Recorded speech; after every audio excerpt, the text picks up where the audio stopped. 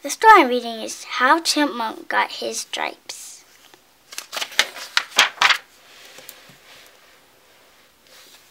One autumn day, long ago, Bear was out walking. As he walked, he began to brag. I am Bear. I am the biggest of all animals. Yes, I am. I am Bear. I am the strongest of all animals. Yes, I am. I am Bear. I am the loudest of all the animals. Yes, I am. I am Bear. I am Bear. I can do anything. Yes, I can. That's Bear. As soon as Bear said those words, a little voice spoke up from the ground. Can you really do anything? Bear looked down. He saw a little brown squirrel standing on his hind legs. Can you really do anything? Brown Squirrel asked again. Bear stood up very tall. I am Bear. I can do anything. Yes, I can. Can you tell the sun not to rise tomorrow morning? Brown Squirrel asked.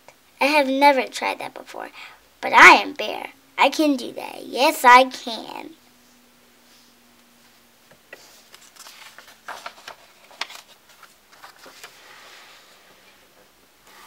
Bear turned west to face the sun. It was a time when the sun always goes down. The bear stood up to his full height and spoke in a loud voice. Sun, do not come up tomorrow. At his words, the sun began to disappear behind the hills. You see, Bear said, Sun is afraid of me. He is running away. But will the sun come up tomorrow? Brown Squirrel asked. No, Bear answered. The sun will not come up. The sun will not come up. Then Bear turned to face east, the direction where the sun always used to come up.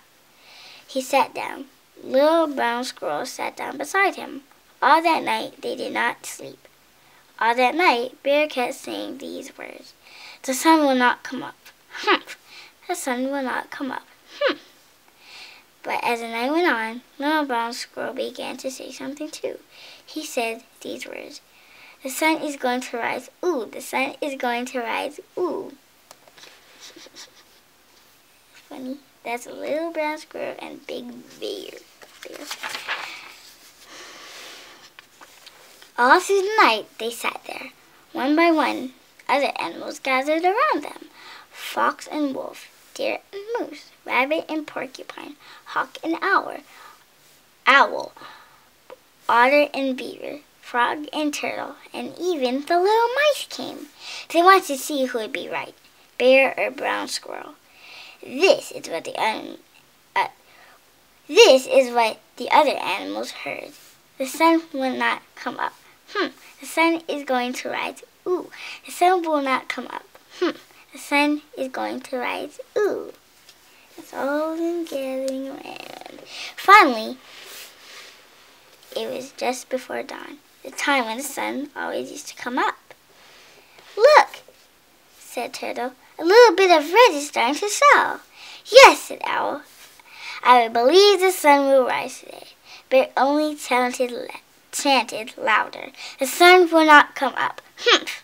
But right next to him, Little Brown Squirrel piped up. The sun is going to rise. Ooh! There's them chanting, and all of them gathering around. And the sun came up. The birds sang their welcoming songs. The bright light of the new day spread over the land. Everyone was happy except for one animal. That animal was Bear. He sat there with his head down and a grumpy look on his face. The happiest animal of all was Little Brown Squirrel. The sun came up, he chirped. The sun came up, the sun came up, the sun came up. Brown Squirrel was so happy he forgot what his wise old grandmother had told him when he was very young. Brown Squirrel, his grandmother had said, it is good to be right about something, but when someone else is wrong, it is not a good idea to tease him. Now Little Brown Squirrel began to tease Bear. Bear is foolish, the sun came up. Bear is silly, the sun came up. Bear is stupid, the sun. That's him getting mad.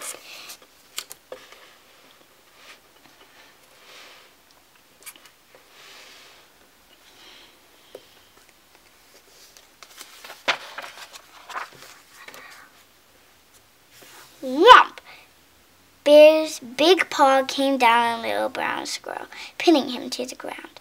Bear leaned over and opened his huge mouth. Yes, Bear growled, the sun did come up.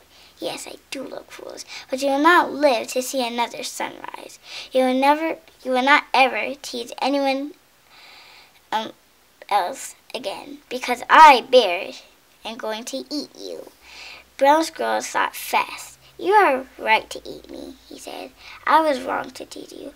I would like to say I am sorry before you eat me. But you are pressing down on me so hard that I cannot say anything. I cannot say anything at all. I cannot even breathe. If you would lift up your paw just a little bit, then I could take a deep breath and apologize before you eat me. That is a good idea, Bear said. I would like to hear you apologize before I eat you. That's him lifting up his paw. Little brown mouse. Lifting up his paw, little brown mouse. I mean squirrel.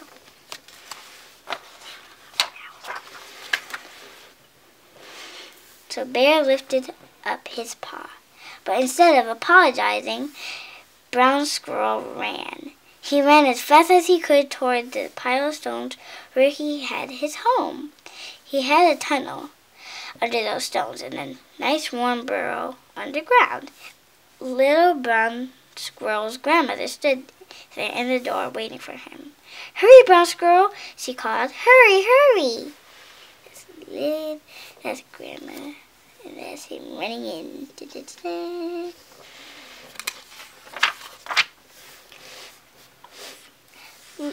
Little Brown Squirrel dove for the door to his home, but Bear was faster than he looked.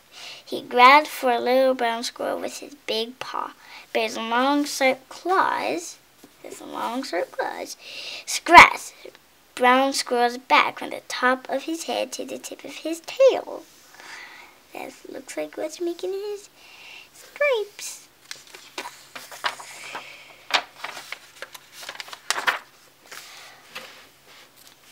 But Brown Squirrel got away. Deep down in his burrow, where Bear couldn't get to him, Brown Squirrel curled up next to his grandmother and slept all winter, while those scratches on his back healed.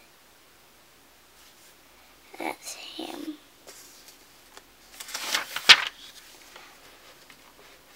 As spring came again, Little Brown Squirrel came out of his hole and looked at himself. There were long pale stripes all the way down his back where Bear had scratched him. He was Brown Squirrel no longer. He was now Chipmunk, the striped one.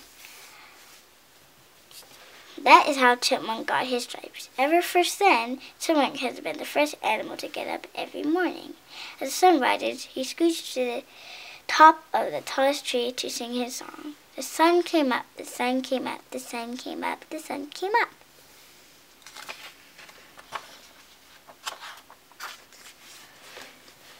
And ever since then, Bear has been the last animal to get up. He doesn't like to hear Chipmunk's song. It reminds him, as it reminds us all, that no one, not even Bear, can do everything. That's him coming out of his cave looking like it. The end.